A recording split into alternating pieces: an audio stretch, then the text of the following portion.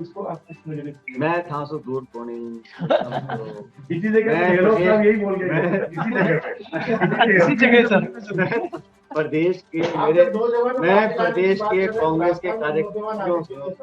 Anushka academy सरकारी सेवा में जाने के लिए अपने हौसलों को दीजिए उड़ान और जुड़िए अनुष्का एकेडमी के साथ। Hiranmagri sector 3 Udaipur. Contact number 8233223322।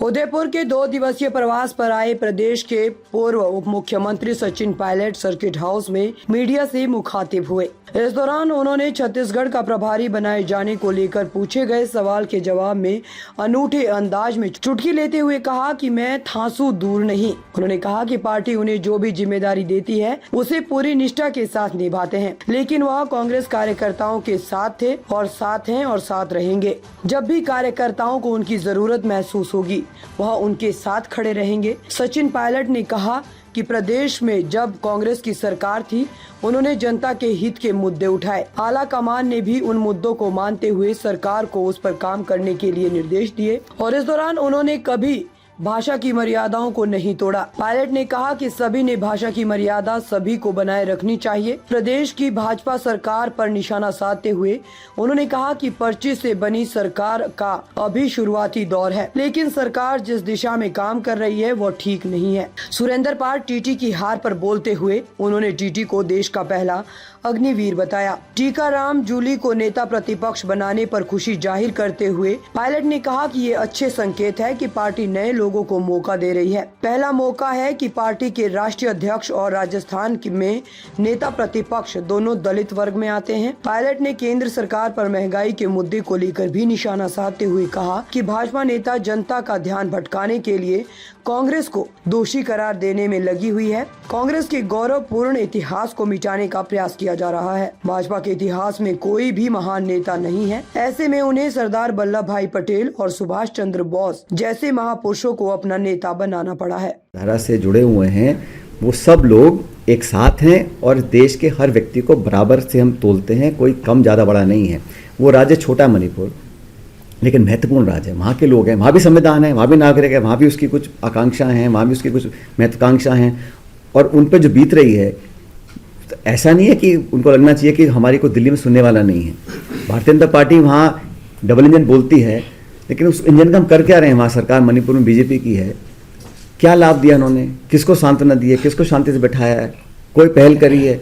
लगातार महीनों तक आप कल्पना कीजिए किसी एक छोटे राज्य में इतना आतंक का माहौल बना रहे, कैसे वहाँ बहन बेटियाँ जी रही हैं, क्या उन पे जहन में बीतती होगी। उनका दुख बांटने, उनकी बात को सुनने और एक संभवतः एक रास्ता तलाशने के लिए इस यात्रा को वहाँ से शुरू किया गया।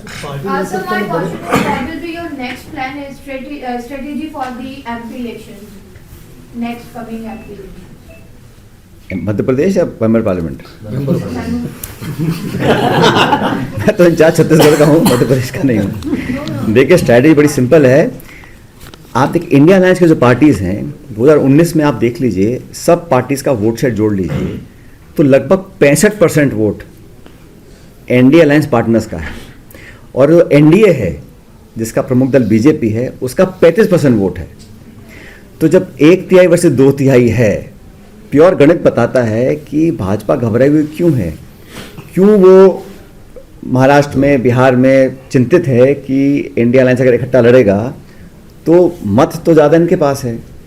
एनडी जो था शिवसेना छोड़ गई, अकाली दल छोड़ गई, नीतीश कुमार छोड़ गए, तो एनडीए तो नाम का रह गया है। बीजेपी सब कुछ वहाँ कर रही है, लेकिन लोकसभा चुनाव में अगर बीजेपी के कैंडिडेट के सामने इंडिया अलायंस का एक उम्मीदवार होगा और विपक्ष के वोट का बंटवारा नहीं होगा तो चुनाव मुकाबले का होगा और चुनाव में इंडिया अलायंस कागज पे जो आंकड़े हैं, हमारे को बहुमत है आज, डिपेंड करता है कि हम लोग कैसे उस पूरे वोट को बटोर पाएं। अगर विपक्ष खंडित है तो फर्स्ट पास द पोस्ट है, आपको वोट कितने मिले जरूरी नहीं है, आपको सब ज़्यादा मिलने चाहिए। तो कई बार होता है विधानसभा में कोई जीत जाता है 40,000 में, कोई 1 लाख वोट लेके भी नहीं जीतता है। तो इस बार हमारा कोशिश ये है कि हम जो भाजपा के सामने हमारा उम्मीदवार होगा, चाहे वो किसी दल में हो, इंडिया अलायंस का अगर होगा तो एकजुटता से लड़ें। और इस आंकड़े को देखकर, ये आंकड़े सिर्फ मेरे पास, सबके पास हैं, जो भाजपा के नेता हैं उनके पास भी हैं, प्रधानमंत्री के पास भी हैं, तो वो तो देखते होंगे अगर सब इकट्ठे मिलकर लड़ेंगे तो दिक्कत होगी। इसलिए तमाम तरह की राजनीति हो रही है, विपक्ष को डराया धमकाया जा रहा है, नोटिस दे रहे हैं, छापे डाल रहे हैं और तोड़ने की, जोड़ने की, सब कुछ वो करने की कोशिश करें। लेकिन इस पूरे मुहिम में वो भूल जाते हैं कि ये जो 130 करोड़ लोग हैं जिनके लिए हम सरकार में हैं, जिनके वोट लेके हम सत्ता में आए हैं, उनका हमने कितना कल्याण किया है।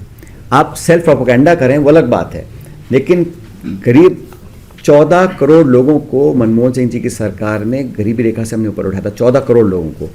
अब ये आंकड़े ना छापते हैं बेरोजगारी के, ना कुपोषण के, ना जो फ्रीडम ऑफ प्रेस के। तो दुनिया के जो मैं बाहर पढ़ता हूँ आर्टिकल्स वगैरह, तो जो दिखाया जा रहा है असलियत वो नहीं है। क्या उससे आपके जो जितने भी समर्थक थे वो नाराज हुए और जो 70 से पार जा सकते थे? भाई मैंने, सुनो मेरी बात, मैंने तो हमेशा अपनी वाणी में, अपने स्टेटमेंट्स में कभी भी किसी को ऐसे शब्दों का प्रयोग नहीं किया। जो मैं हमेशा कहता हूँ वो शब्द का प्रयोग करो जो खुद के लिए आप सुन सकते हो।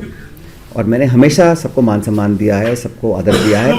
अगर कहीं असहमति भी है तो उसको मैंने अलग तरह से प्रस्तुत किया है। मैंने मुद्दों के लिए, जैसे मैंने अपनी पार्टी में, सरकार में, मुझे लगा कुछ इश्यूज उठाने लायक उठा, और जो इशू मैंने उठाए, हम सरकार में थे, उन इश्यूज़ को सुनकर अखिल भारतीय कांग्रेस कमेटी ने संज्ञान लिया, उनको सही माना, उस पर सरकार को निर्देशित किया, कमेटी बनी, उस पर हमने काम किया, कुछ हमें सफलता भी मिली। लेकिन नौजवानों के इश्यूज़ थे, पब्लिक सर्विस कमीशन के इश्यूज़ थे, मुझे लगा महत्वपूर्ण इश्यूज़ थे। जो पेपर लीक हुए थे उस पर हम लोगों ने जो पब्लिक में परसेप्शन किया कि हम और कुछ कर सकते थे, तो मैं उन इश्यूज़ को उठाया था। और मैंने कोई छुपके नहीं उठाया था, मैंने पब्लिक की बात उठाई थी, पार्टी के हित में उठाई थी, ताकि हम लोग उसका, अगर हम उसमें एक्शन ले रहे थे तो पार्टी ने, AIC ने उसको सही माना था, तभी हमने उस पर आगे कार्रवाई करी थी। तो मैं तो मुद्दों की बात करता हूँ। और मैंने कहा ना, आप कैसे रिमाइंड मत करो, आप आगे की बात करो। आने वाले समय में क्या पार्टी इसके लिए ध्यान रखेगी और किस तरह से मजबूती लाएगी? मैंने सारी बातें बोल दी आपको। पार्टी बहुत मजबूती से काम करेगी। और भाजपा, और कुछ ऐसी बातें बोली जो तथ्य से परे थी, लेकिन इसमें महामहिम का तो उसमें क्या कह सकते हैं, क्योंकि उनको तो वो बाधित हैं। परिपाटी ये है कि वो, उनको वही भाषण पढ़ना पड़ेगा। लेकिन सरकार की जो मंशा है वो उस भाषण के माध्यम से हमारे सामने आई। और मंशा ये है कि बजाय इसके कि अपना जो एजेंडा है, जो घोषणा पत्र बीजेपी ने चुनाव से पहले कहा था, उस पर कितना प्रतिशत लागू हुआ, कितना नहीं हुआ, कैसे वो करेंगे, और आने वाले समय के लिए बीजेपी का, अपनी सरकार का, जो सरकार बनी है जनता के वोटों से, उन वादों को पूरा करने के लिए क्या करेंगे, वो जो एक रोड मैप होता है वो उस भाषण से सामने आया नहीं। मुझे लगा कि जो वादे किए हैं, और अब फाइनली जो डबल इंजन की बात करते थे, वो सरकार यहाँ बन गई डबल इंजन की। अब एक इंजन दिल्ली में जो 10 साल से काम कर रहा है, उसकी जो रिपोर्ट कार्ड 10 साल की है, उसका भी आकलन जनता कर रही है, पब्लिक कर रही है। जब 2014 में पहली बार बीजेपी की सरकार बनी, और आपको याद होगा ये सरकार पूर्ण बहुमत की सरकार थी, कांग्रेस सरकार हमेशा गठबंधन सरकार थी, तो काफ़ी दबाव रहता था अलग अलग पार्टीज़ का। लेकिन भाजपा का पूर्ण बहुमत की सरकार बनने के बाद जो मूलभूत सुविधाएं हैं, जो वादे खुद भाजपा के नेताओं ने अपने मुख से किए थे, हमने उनको प्रेरित नहीं किया था, जो बातें उन्होंने कही थी, वो किसान की आमदनी दुगनी करने की बात कही थी, महंगाई को ख़त्म करने की बात की थी, काला धन समाप्त करने की बात की थी, लोगों के खातों में 15 लाख रुपए डालने की बात की थी, नौजवानों को 2 करोड़ रोजगार प्रतिवर्ष देने की बात की थी। ये वो वादे हैं जो रिकॉर्ड पर हैं भाजपा के। अब इन 10 सालों में आप उनका ट्रैक रिकॉर्ड देख लीजिए तो हर मापदंड में वो फेल रहे हैं। और उन्होंने जो किया, यूपीए की सरकार कंट्रोल के बाहर है, और आज तक एक भाजपा के नेता ने ये नहीं बोला कि हम महंगाई को कम करने की कोशिश भी करेंगे। उनको मालूम है चुनाव आएगा, ये मुद्दा उठाएंगे, हम वोट ले लेंगे। हम चाहते हैं मुद्दे के बावजूद भी भाजपा का नारा इस बार 400 पार। अब वो तो नारे तो देने में उनको कोई रोक नहीं है, लेकिन मैं इतना कहना चाह रहा हूँ कि जो इशू भाजपा उठाना चाहती है, जो कांग्रेस को वो एक तरह से दोषी साबित करने की कोशिश कर रही है, कांग्रेस के इतिहास को मिटाना चाहती है, जो कांग्रेस के नेता रहे, चाहे नेहरू जी हों, चाहे इंदिरा जी हों, चाहे राजीव, उन सब लोगों को एक गलत तरह से पोर्ट्रे करने की कोशिश कर रहे हैं। और जब उनको अपने खुद के, उनको इतिहास में कोई नेता नहीं है, तो सरदार पटेल को उन्होंने अपना मान लिया, सुभाष चंद्र बोस को अपना मान लिया, तो ये सब इसलिए किया जा रहा है ताकि हिस्ट्री का जो नैरेटिव है उसको नई पीढ़ी में अलग नज़रिए से पेश किया जाए। भारतीय जनता पार्टी का, एक सेकंड, भारतीय जनता पार्टी का कोई साबित मुझे कर दे कि भारत को आज़ाद कराने में इतिहास में क्या योगदान रहा, देश के नवनिर्माण में क्या योगदान रहा। और ये वही बीजेपी है जिसने राजीव जी की सरकार का विरोध करने के लिए वामपंथियों से हाथ मिलाया था वीपी सिंह की सरकार जब बनी थी 89 में। तो आज जो बड़े बड़े भाषण देते हैं सीपीएम के खिलाफ, तब उन्होंने हाथ मिलाया था। वीपी सिंह जी की सरकार जब बनी थी तो बीजेपी, जनता दल और कम्युनिस्ट पार्टी सब इकट्ठे हो गए थे।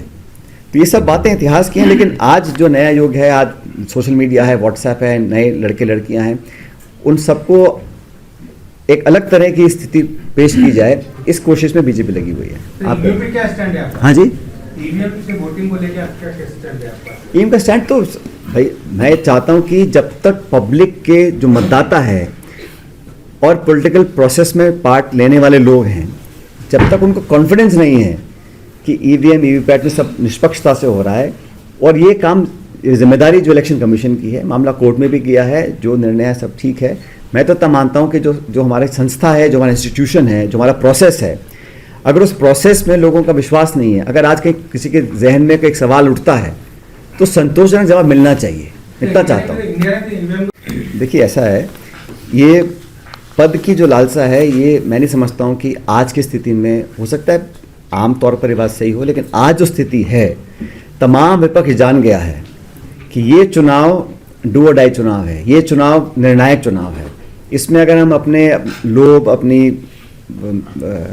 अपने खुद की महत्वाकांक्षाओं को महत्व देंगे तो पार नहीं पड़ेगी।